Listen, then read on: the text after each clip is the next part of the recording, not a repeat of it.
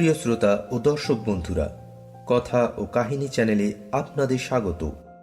আজ আমি আপনাদের জন্য নিয়ে এসেছি আরেকটি নতুন রোম্যান্টিক প্রেমের গল্প। গল্পটি সায়ন ও ঈশিতার। একে অপরের প্রতি খুব কম সময়ে তাদের মধ্যে এক গভীর প্রেম গড়ে ওঠে। তাদের জুটিটা যেন আর 5টা প্রেমিক প্রেমিকার থেকেও একটু বেশি সুইটেস্ট আর চার্মিং। কিন্তু হঠাৎ তাদের জীবনে ঘটে যায় এক অপ্রত্যাশিত ঘটনা, যার জন্য তাদের ভালোবাসার এই জুটিটার পুরো চিত্রটাই পাল্টে যায়। কিন্তু কিভাবে? তাহলে আসুন আজকে আপনাদের শোনাই এই ছোট্ট মিষ্টি প্রেমের গল্পটি। গল্পটির নাম হারানো মন। গল্পটি শুরু করছি।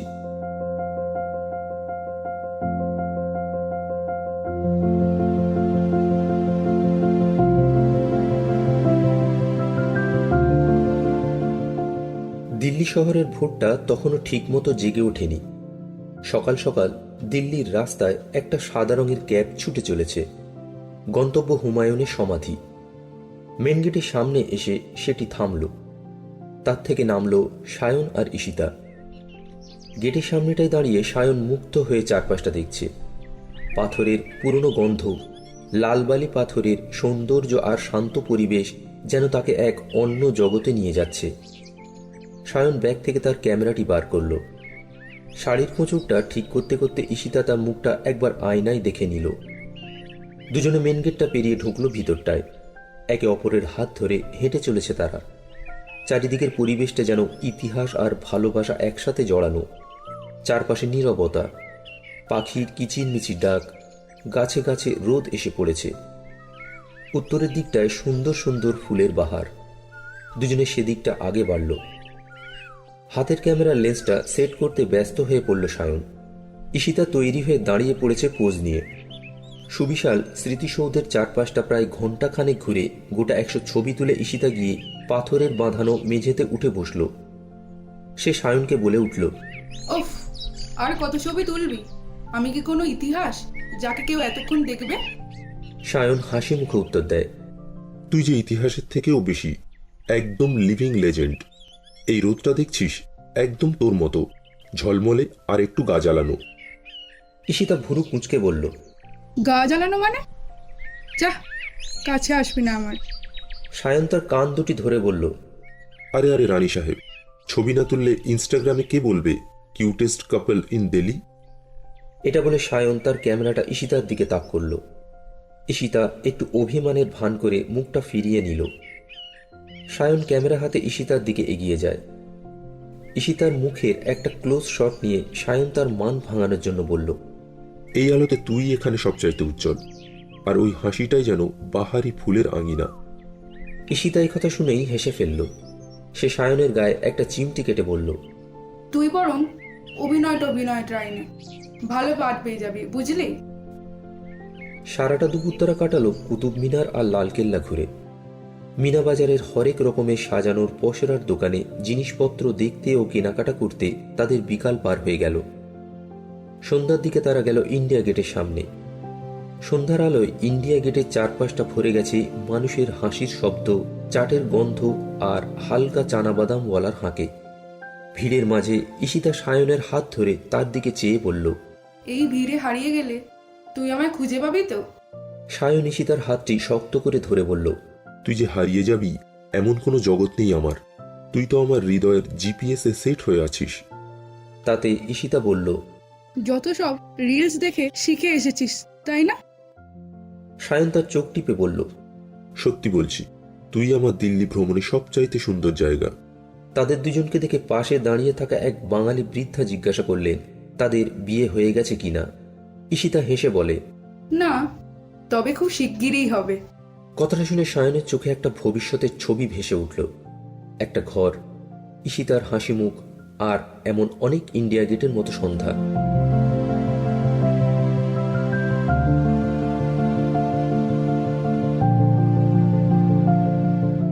বেশ কয়েকটি ছবি তুলে নিয়ে তারা একটু দূরে একটা খালি বেঞ্চে গিয়ে বসল।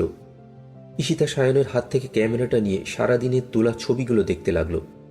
তুই ফটো তুললে আমি সবসময় কেটে যাই কেন বলতো? সায়ন মুচকি হেসে বলল, কারণ তুই এত সুন্দর যে ক্যামেরাও তা হজম করতে পারে না।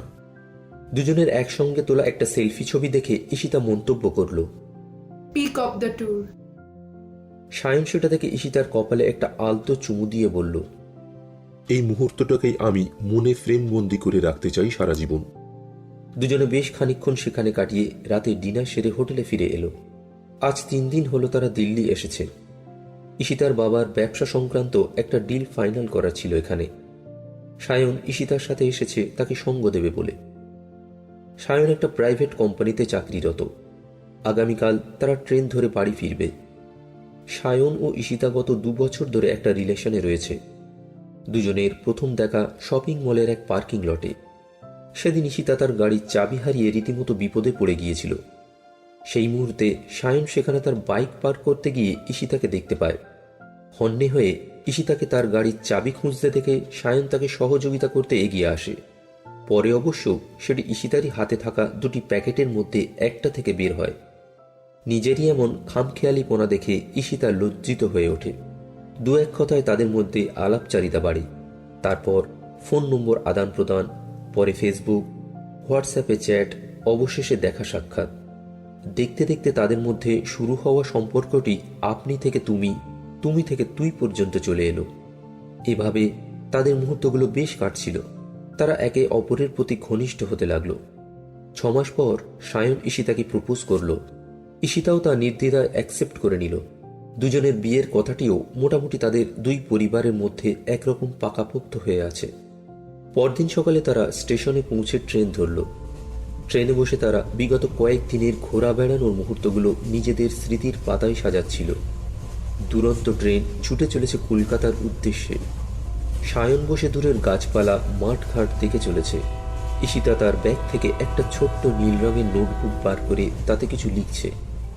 বিগত 3 বছর ধরে সে এই নীল নোটবুকটাতে তার গোপন মনের কথা ও তার জীবনে ঘটে যাওয়া সুন্দর ঘটনাগুলিকে স্মৃতিবদ্ধ করে রেখেছে। সে তাতে সাজিয়ে রেখেছে সায়নের সাথে তোলা একান্ত মুহূর্তের কিছু ছবিও। সায়ন হঠাৎ ঈশিতাকে বলে উঠল, কি এত লিখিস ওই নোটবুকটাতে? ঈশিতা লেখা বন্ধ করে নোটবুকটা ব্যাগে ঢুকিয়ে বলল, ওটা আমার সিক্রেট ডায়েরি, বুঝলি? আমার লাইফ লাইন। একটু একটু করে লেখা অনেক পুরনো স্মৃতি খুঁজে পাই ওটায়। মন খারাপের সময় ওটাকে নিয়ে বসলে মন আপনা থেকেই ভালো হয়ে যায়। বলতে বলতে ঈশিতা তার মাথাটা সায়নের কাঁধে রেখে চোখ বন্ধ করে নিল। সায়নের চোখে তখন শুধুই প্রশান্তি। মুহূর্তটা যেন এভাবেই চিরকাল থেমে থাকুক।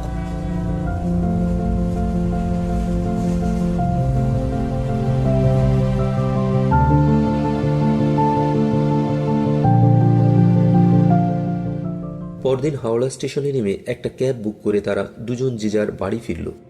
সায়ন তার অফিসের কাজে ব্যস্ত হয়ে পড়ল। ঈশিতাও তার পৈতৃক ব্যবসা সামলাতে মনোযোগ বাড়ালো। ঈশিতা তার বাবা মায়ের দ্বিতীয় সন্তান, যদিও তাদের প্রথম সন্তানটি একটি দত্তক নেওয়া পুত্র, নাম সৌনক। ঈশিতার বাবা সুধীর রায় চৌধুরী ও মা সুনিতা দেবীর বিয়ের পর দীর্ঘ 12টি বছর কেটে গেলেও তাদের কোনো সন্তান জন্ম না হওয়ায় সুনিতা দেবী একরকম মানসিক অবসাদে ভুগতে থাকেন। তারা সিদ্ধান্ত নেন একটি সন্তান দত্তক নেওয়ার। দত্তক নেওয়ার সময় সৌনকের বয়স ছিল মাত্র 2 বছর। তারপর দীর্ঘ 8টি বছর কেটে যাওয়ার পর সুনিতা দেবী ও সুধীরবাবুর ঘরে জন্ম নেয় তাদের নিজস্ব কন্যা সন্তান ঈশিতা। ছোট্ট 4 জনের সংসার দিব্যি সুখে কাটছিল। কিন্তু সময়ের সাথে বড় হতে হতে সৌনক খারাপ সঙ্গতে পড়ে যায়। ক্লাস 11-এ ওঠার পর সে তার পড়াশোনা জলাঞ্জলি দিয়ে জুয়া আর নেশায় আসক্ত হয়ে পড়ে। সুধীরবাবু ও সুনিতা দেবী শত চেষ্টা করেও সৌনকের এই কুপ্রভাব কাটাতে পারেননি। বিশেষত সুনিতা দেবীর সৌনকের প্রতি মায়া মমতা ছিল গভীর, তাই তারা তাকে ত্যাগ করতেও পারছিলেন না। অফিসের কাজেও সে ভীষণ অমনোযোগী ছিল। সুধীরবাবু তাই একরকম বাধ্য হয়ে ঈশিতাকে তার ব্যবসার পরবর্তী সমস্ত দায়ভার সঁপে দেন। জানিয়ে সৌনকের মনে ঈশিতার প্রতি তীব্র ঈর্ষা বাড়ে। লোকসমাজে সে ঈশিতার উপযুক্ত বড় ভাই সাজার ছল করত। তাদের দুজনের সম্পর্ক ছিল তিক্ত। একদিন সুনিতা দেবী সুধীরবাবুর কাছে তার মনের একটি গোপন ইচ্ছা প্রকাশ করলেন।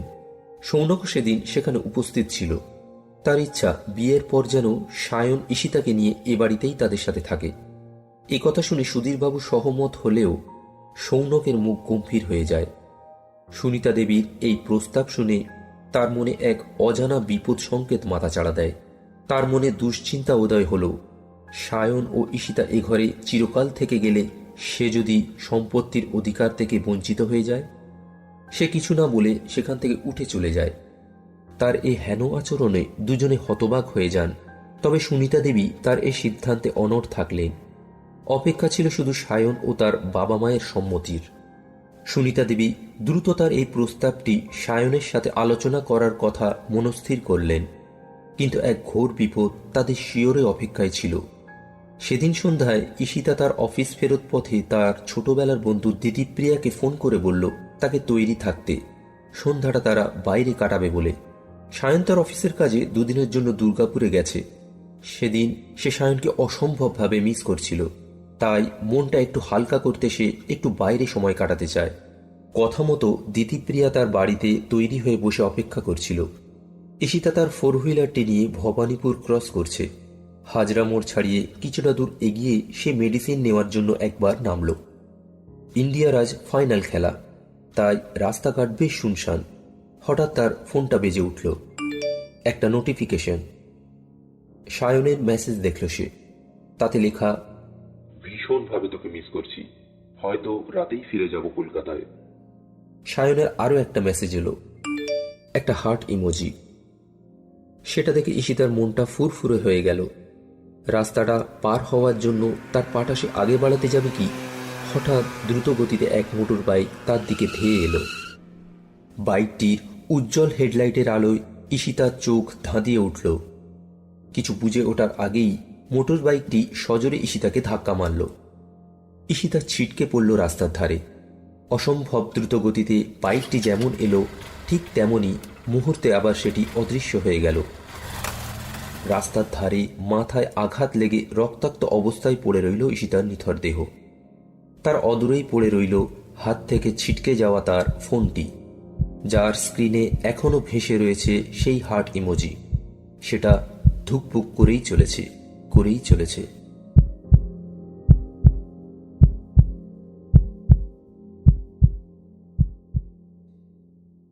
রাত তখন 11টা। হাসপাতালের 6 তলার আইসিইউ রুমের সামনে চেয়ারে বসে ঈশিতার মা ও বাবা। তাদের পাশে বসে ঈশিতার বন্ধু দিদিপ্রিয়া। একটু দূরে দাঁড়িয়ে সৌনক। পরিস্থিতিটা থমথমে। হঠাৎ সায়ন দৌড়ে এসে পৌঁছালো 6 তলায়। তার চোখে মুখে পরিষ্কার আতঙ্কের ছাপ। আজ রাতের ট্রেনেই সে এসে পৌঁছেছে। দিদিপ্রিয়া সমস্ত ঘটনাটা সায়নকে ফোনেই ইনফর্ম করে। সে আকুল হয়ে তাকিয়ে আছে ঈশিতার বাবা মায়ের মুখের দিকে। দুজনেরই চেহারায় অশ্রুসিক্ত করুণ অভিব্যক্তি। ডাক্তারবাবু বলে গেছেন মাথায় ইনজুরি হয়েছে। বেশ খানিকটা ব্লিডিং হওয়ায় ঈশিতা অচৈতন্য হয়ে পড়ে। সিটি স্ক্যানে মাথায় ব্লাড ক্লটিং ধরা পড়েছে। আগামী 12 ঘন্টায় রিপোর্টে সব যদি নর্মাল থাকে ভালো, না হলে অপারেশন ছাড়া রাস্তা নেই। সায়ন হতবাক হয়ে দাঁড়িয়ে রইল। সারাটা রাত তাদের অনিদ্রায় কাটল হাসপাতালের ওই 6 তলার আইসিইউ রুমের সামনে। পরদিন সকালে থানা থেকে 2জন পুলিশ অফিসার এলেন হাসপাতালে। সায়ন ও সুধীরবাবুকে তারা গতকালের সেই অজ্ঞাত বাইক আরোহীটির ছবি দেখিয়ে বললেন, গাড়িতে কোনো নম্বর প্লেট ছিল না, তবে ঠিক ওই সময়েরই ঘটনাস্থলের কাছের একটি সিসিটিভি ফুটেজে এই ছবিটি পাওয়া যায়। ছবিটি হাতে নিয়ে সায়ন ও সুধীরবাবু ভালো করে দেখলেন। অজ্ঞাত যুবকটির মাথায় একটা সবুজ রঙের ফুল হেলমেট। তাতে একটা কিছু যেন ছাপা, কোনো জীবজন্তুর ছবি হবে। হেলমেট থাকায় মুখটা চেনা যাচ্ছে না। সেকেন্ড অফিসারটি তাদের বললেন, ঘটনাটি যখন ঘটে রাস্তাঘাটে লোকজন কমই ছিল। ঈশিতাকে পড়ে থাকতে দেখে আশেপাশের লোকজন ছুটে এসে তাকে উদ্ধার করে। ঈশিতার ফোনটা সম্ভবত ছিটকে রাস্তায় কোথাও পড়ে যায়, তাই তার ফোনটাও মিসিং। পথ চলতে সেটা হয়তো কেউ সুযোগ বুঝে তুলে নেয়। এটা নিছক কোনো দুর্ঘটনা নাকি ইচ্ছাকৃত হামলা সেটা এখনো ঠিক পরিষ্কার নয় আমাদের কাছে। তবে আমরা চেষ্টা চালিয়ে যাচ্ছি, প্রয়োজনে আমরা আবারও আসতে পারি। একথা বলে অফিসার দুটি চলে গেলেন। সায়ন ও সুধীরবাবু একে অপরের দিকে মুখ চাওয়াচাওয়ি করল। তারা বুঝতে পারছে না যে কে এই অজ্ঞাত যুবকটি, আর কেনই বা সে এই কাণ্ডটি ঘটালো। সেদিন সন্ধ্যায় ঈশিতার জ্ঞান ফিরল। আরো 2টি দিন তাকে আইসিইউতে রাখা হলো। এখন সে বিপদমুক্ত, তাই তাকে নর্মাল ওয়ার্ডে শিফট করা হয়েছে। তবে সে বেশ চুপচাপ রয়েছে, কথা খুব কমই বলছে। সমস্যাটা শুরু হলো সেদিন সকালে। যখন সায়ন তার কাছে যায়, সায়ন তাকে জিজ্ঞাসা করল, কেমন আছিস তুই? সায়নের প্রশ্নে ঈশিতা তার দিকে ভুরু কুঁচকে অবাক দৃষ্টিতে তাকালো। তার হাবভাবে কেমন যেন একটা পরিবর্তন লক্ষ্য করল সায়ন। সে তার হাতটা এগিয়ে দিয়ে ঈশিতার হাতে রাখতে সে তৎক্ষণাৎ তার হাতটি সরিয়ে নিয়ে মুখটা অন্যদিকে ঘুরিয়ে নিল। ঈশিতার মুখে পরিষ্কার বিরক্তির ছাপ। সায়ন এবার ঈশিতার কাঁধে হাত রেখে বলল, কি ব্যাপার, শরীরটা কি খারাপ লাগছে তোর? ঈশিতার মুখটা এবার সায়নের দিকে করে বলে উঠল, don't touch me again, please. আমার গায়ে হাত দেবেন না, আমি আপনাকে চিনি না। এই বলে ঈশিতা সায়নের হাতটি তার কাঁধ থেকে সরিয়ে দিল। ঈশিতার হঠাৎ এ আচরণে স্বভাবতই সায়ন বিচলিত হয়ে উঠল। পাশে থাকা সুনিতা দেবী ও সুধীরবাবুও হকচকিয়ে গেলেন। সায়নের মুখের রংটা কেমন ফ্যাকাশে হয়ে গেল। বরং এখন হয়তো ওকে আর কিছু না বলাই ভালো। একটা অ্যাক্সিডেন্টাল ট্রমায় রয়েছে ও। সে তার মনটা ছোট করে ঘর থেকে বেরিয়ে এলো। বাইরে দিতিপ্রিয়াকে আসতে দেখে সায়ন দাঁড়ালো। দিতিপ্রিয়ার মুখটাও কেমন গম্ভীর হয়ে আছে। সায়ন তাকে ব্যাপারটা বলতে সেও বলে উঠল, সেও লক্ষ্য করেছে ওর হাবভাব বেশ অন্যরকম। দিতিপ্রিয়ার নামটাও সে প্রথমে ভুলভাল বলছিল, তারপর আবার স্বাভাবিক হয়ে যায় ও। সায়নের কপালে চিন্তার ভাঁজ। সে দিতিপ্রিয়াকে বলল, ট্রমা থাকলেও এতটাও কি কেউ কাউকে চিনতে ভুল করবে? ঈশিতার জন্য এক অজানা দুশ্চিন্তা মনে দানা বাঁধতে শুরু করেছে তার। দুপুরে ডাক্তার দেখতে এলো ঈশিতাকে। সায়ন বাইরেই দাঁড়িয়ে অপেক্ষা করছিল। ঈশিতাকে দেখে ডাক্তারবাবু যখন বার হলেন, সায়ন তখন ডাক্তারবাবুকে ঈশিতার সমস্ত ঘটনা শোনালো। ডাক্তারবাবু বললেন, যেহেতু ঈশিতার মাথায় গুরুতর আঘাত লেগেছে, ওর ব্রেনের উপর একটা ইম্প্যাক্ট পড়েছে। ব্রেন আমাদের শরীরের সব থেকে সূক্ষ্ম অঙ্গ, ফলে স্বাভাবিকভাবেই ওর কিছু মেমোরি লস হয়েছে বলে আমার ধারণা। সায়নের বুকটা কেঁপে উঠল।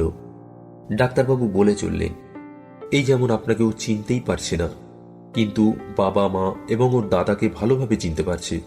আবার ওর বান্ধবীর কথা তো মনে আছে, কিন্তু নামটা খেয়াল করতে পারছে না। অনেক ক্ষেত্রে এটা হয়ে থাকে, হয়তো ভবিষ্যতে গিয়ে ওর কোনো হারিয়ে যাওয়া স্মৃতি আবারও মনে আসতে পারে। যেমন পুরনো কোনো জায়গায় গেলে বা কোনো পুরনো ছবি দেখলে, অথবা কোনো খাতা বা নোটবুকে লিখে রাখা কোনো বিচ্ছিন্ন ঘটনা পড়ে আবারও সেগুলো মনে পড়ে যাওয়া ইত্যাদি। কথাগুলো শুনে সায়ন তার কান দুটোকে যেন বিশ্বাসই করতে পারছিল না। যে ঈশিতার সাথে সে তার আগামী জীবনের ভবিষ্যৎ ঠিক করে রেখেছে, সেই ঈশিতাই এখন তাকে চিনতে পারছে না।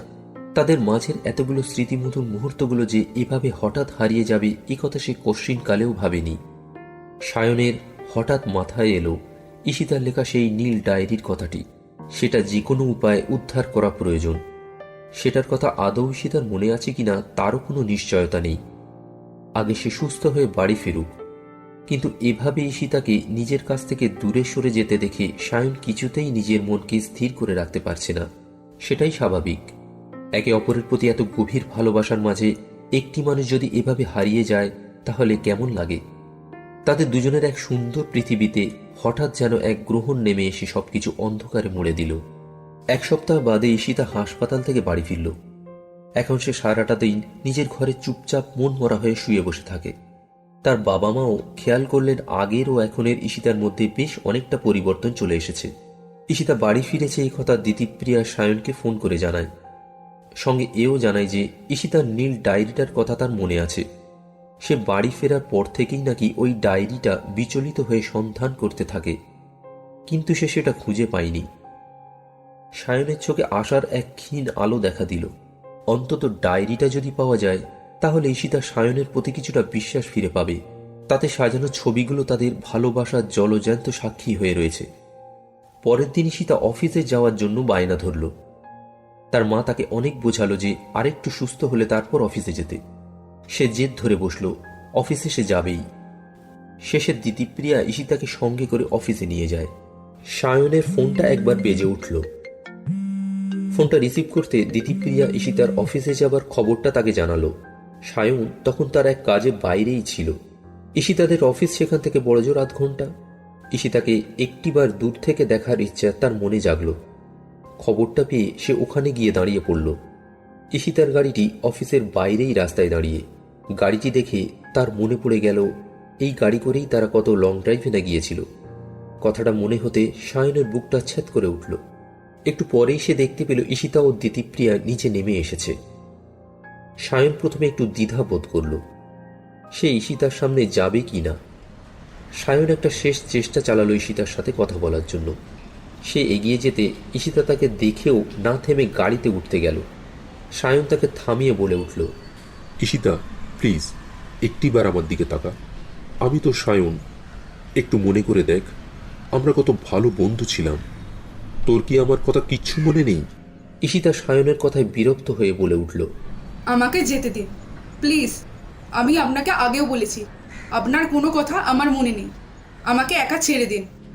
সায়ন হঠাৎ তার ফোনটা বার করে তাতে তাদের তোলা একসাথে ছবিগুলো বার করে ঈশিতাকে দেখাতে লাগলো, কিন্তু ঈশিতার সেদিকে কোনো ভ্রুক্ষেপই নেই। সায়ন ঈশিতাকে ছবিগুলো দেখানোর জন্য একটু জোর দিতে গেলে হঠাৎ ঈশিতা রেগে গিয়ে সায়নের হাত থেকে ফোনটা ধাক্কা দিয়ে মাটিতে ফেলে দিল।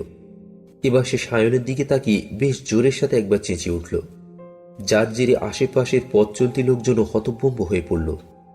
দিতিপ্রিয়াও নির্বাক দাঁড়িয়ে। সায়ন তার শত চেষ্টায় ঈশিতাকে বোঝাতে বিফল হল। হতাশ মুখে সে দাঁড়িয়ে রইল সেখানে। ঈশিতা দিতিপ্রিয়াকে সঙ্গে নিয়ে গাড়িতে উঠে সেখান থেকে চলে গেল। বাইরে হইহট্টগোল শুনে ঈশিতার বাবা সুধীরবাবু অফিসের বারান্দায় এসে দাঁড়ালেন। সায়নকে সেখানে একা দাঁড়িয়ে থাকতে দেখে তিনি তাকে উপরে আসতে বললেন। সায়ন মাটিতে পড়ে থাকা তার ফোনটা তুলে নিয়ে উপরে গেল। সুধীরবাবু সায়নকে নিয়ে গিয়ে একটি কেবিনে বসালেন। সায়ন বাইরে ঈশিতার সাথে হওয়া ঘটনাটা তার বাবাকে শোনাল। সুধীরবাবুও বললেন, বুঝতে পারছি না কিছু। হঠাৎ একটু আগেই ঈশিতা এলো। সে বেশ কিছুক্ষণ ছিল ওর কেবিনটায়। আপন মনে কিছু একটা খুঁজছিল যেন। সৌনক অফিসে আসতেই হঠাৎ আবার বেরিয়ে গেল। দুর্ঘটনার দিন অফিসে দুজনের মধ্যে সামান্য বাক বিদণ্ডা বাঁধে, তবে কি নিয়ে সেটা ঠিক জানি না। এটাই কি ঈশিতার কেবিন? সায়ন প্রশ্ন করল। সুধীরবাবু বললেন, না, এটা সৌনকের কেবিন, পাশেরটা ঈশিতার। সায়ন এতক্ষণে সুধীরবাবুর দিকে চেয়ে তার কথা শুনছিল। হঠাৎ তার চোখ গেল ঘরের এক কোণে রাখা একটি টেবিলের নিচে। জায়গাটা অগোছালো, সেখানে কিছু একটা গোল জাতীয় জিনিস কাপড় চাপা দিয়ে রাখা রয়েছে। সায়ন আরেকটু কাছ থেকে সেটা দেখল। একটা সবুজ রং সে দেখতে পেল। তার কৌতূহল আরো বাড়ল। কাপড়টা সরাতেই সামনে হলো একটা হেলমেট, সবুজ হেলমেট, তাতে সিংহের মুখ ছাপা। সায়ন সেটা হাতে নিয়ে বলে উঠল, চেনা মতো লাগছে না? হেলমেটটা দেখে সুধীরবাবুর মুখ হাঁ হয়ে গেল। তিনি বলে উঠলেন, সেদিন ঈশিতাকে যে অজ্ঞাত যুবকটি বাইক নিয়ে ধাক্কা দেয়, সেও তো। কথাটা শেষ হলো না সুধীরবাবুর। রুমালে হাত দুটো মুছতে মুছতে সৌনক এসে দাঁড়ালো দরজার সামনে। সায়নের হাতে ধরা হেলমেটটা দেখে তার মুখটা লাল হয়ে চুপসে গেল। এতক্ষণে সুধীরবাবুর পুরো ব্যাপারটা বোধগম্য হল। তিনি টেবিলের দিকে ঝুঁকে হাত দুটি মাথায় রেখে মুখটা নিচে করে নিলেন। সৌনকের কুকীর্তি এভাবে ফাঁস হবে সে নিজেও হয়তো কোনোদিন আঁচ করতে পারেনি। শেষমেশ সৌনক তার অন্যায়টি সুধীরবাবুর চাপে স্বীকার করে নিল। ওই দিন বিকালবেলায় তার সাথে ঈশিতার অফিসের কাজ নিয়ে তুমুল বাগবিতণ্ডা বাঁধে। ঈশিতা মাথা গরমে সৌনকে অনেক কিছু বলে ফেলে। সৌনক তখন সেখান থেকে বেরিয়ে যায় এবং তার এক বন্ধুর সাথে বাইরের একটি ক্যাফেতে বসে প্রচুর মদ্যপান করে। সন্ধ্যায় তার বন্ধুর সাথে সে যখন অফিসে ফেরে, সে ঈশিতাকে গাড়ি নিয়ে বের হতে দেখে। সৌনক তখন তার বন্ধুর বাইকটি নিয়ে ঈশিতার পিছু নেয়। নেশামগ্ন হয়ে ঈশিতার প্রতি তার রাগ টকবক করে ফুটছিল। অবশেষে রাস্তায় ঈশিতাকে নামতে দেখে তার মাথায় এক অসৎ বুদ্ধি খেলে। সে তার ক্ষতি সাধনে উদ্যত হয়। তাকে ধাক্কা মারার পরও নাকি সে সেদিন ক্ষান্ত হয়নি, বরং তাকে পিষে মারারই তার একমাত্র পরিকল্পনা ছিল। সম্পত্তির মোহমায়া তার বিবেককে পুরোপুরি গ্রাস করে নিয়েছিল, কিন্তু রাস্তায় তখন লোকজন জড়ো হয়ে যেতে সে সেখান থেকে পালিয়ে যায়। রাগেতে সায়নের চোয়াল দুটি শক্ত হয়ে গেল। তবে সুধীরবাবু সেখানে থাকায় সে সংযত রইল। সায়ন সৌনকের পুরো ব্যাপারটা সুধীরবাবু ও সীতার মা সুনিতা দেবীর উপর ছেড়ে দেওয়াটা শ্রেয় মনে করল। শাস্তি হিসেবে এর বিচার তারাই একমাত্র ঠিক করবেন। সেদিন সীতা নিজের রুমেই বাকি সময়টা কাটায়। কিছু না খেয়েই সে সারাটা দিন রইল। কারো সাথে কোনো কথাবার্তা কিছুই বলল না। দিতিপ্রিয়া পরে অবশ্য সায়নকে ফোনও করেছিল। সে সায়নকে জানালো ঈশিতা তার নীল ডায়েরিটা তার অফিসে গিয়ে খুঁজে পায়, তাই আজ বাড়ি ফিরে সে হয়তো ওটা নিয়েই ব্যস্ত আছে। কথাগুলো শুনে ফোনটা রেখে সে তার চোখ দুটো বন্ধ করল। একটা গভীর নিঃশ্বাস নিল সে। চোখটা বন্ধ করতে সে দেখতে পেল ঈশিতাকে।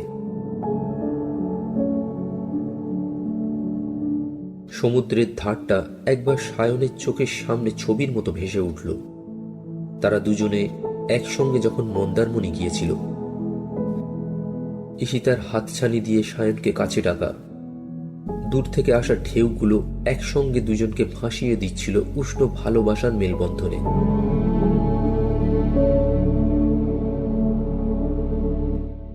একবার করে ওঠা বিশাল ঢেউয়ের গর্জনে তাদের হাসির শব্দগুলো বাতাসে যেন মিলিয়ে যাচ্ছিল।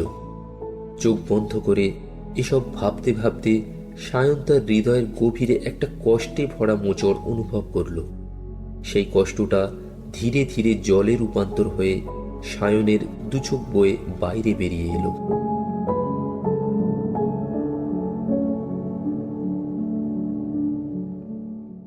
প্রায় একটা বছর আরো কাটল।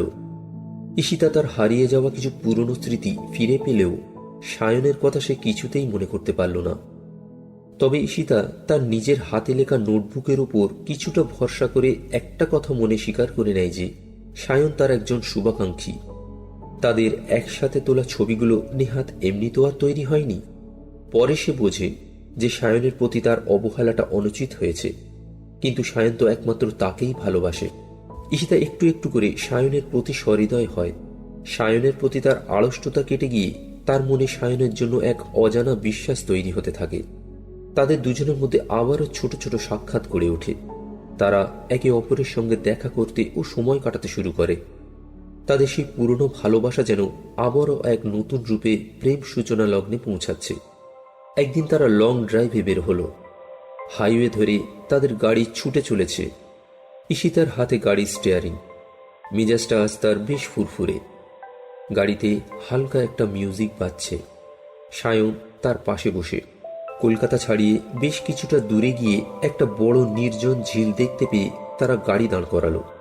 বাইরের চারপাশে সবুজ দিগন্ত মাঠ, দূরের ওই আকাশে কালো মেঘ, পড়ন্ত বিকেলের মিঠে রোদ আর চারপাশের অসম্ভব নিঝুম চমৎকার পরিবেশ।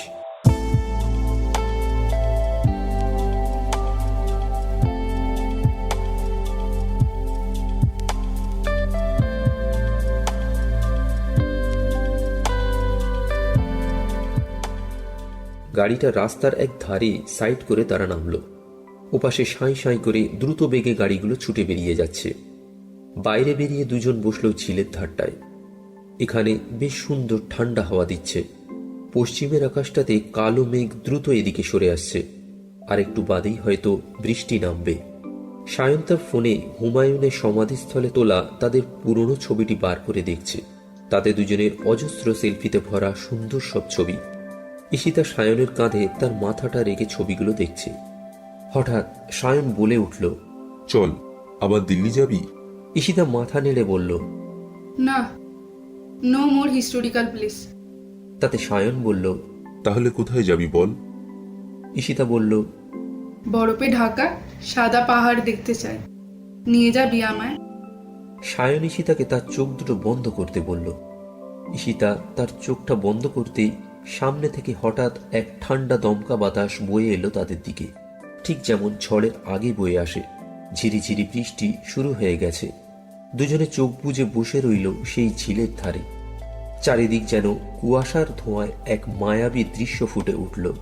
দুটি হারিয়ে যাওয়া মন যেন সেই মায়াবী জগতে এক নতুন প্রেমের অধ্যায় সূচনা করল।